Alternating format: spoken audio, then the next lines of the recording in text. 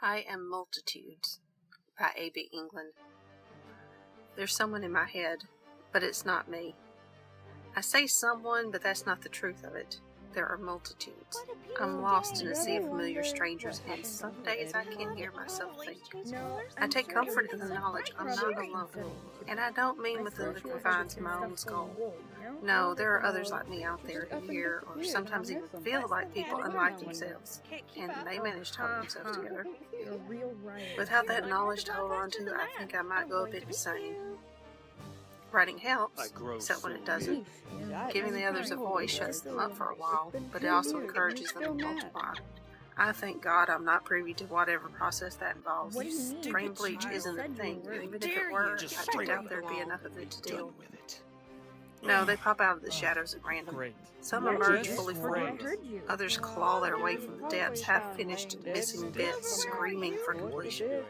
An image of Ed and Al's attempt to resurrect their mother at the beginning of Fullmetal Alchemist comes to mind thinking about those unfortunates, but it doesn't quite fit.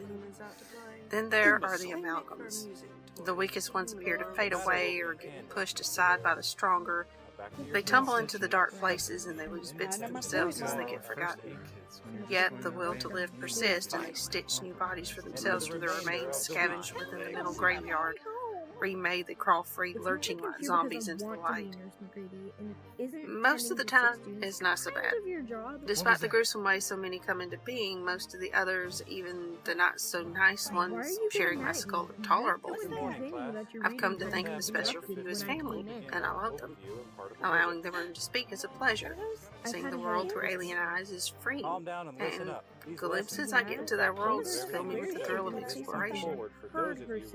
Such isn't the case with the couple from Hell. I say couple, but the two aren't connected by anything other than residence inside my head. Human and inhuman, emotionally volatile and numb, filled with the curiosity of a scientist and possessing the boredom that comes from sitting upon a pedestal. The two couldn't be more different from one another. Yet, the core of their personalities is the same. Cold contempt and elitist self-seclusion. These two, I fight to keep locked away. I've shoved them into the mental graveyard time and again, but they refuse to fade. Their resilience is frightening. Giving them control feels like being doused in ice and filth, but it's the only way to rein them in. Unlike the others, they aren't content to whisper and nag. They want more than being confined to the page. They want life, full and unhindered. Just give up. And I'm in their way. At last!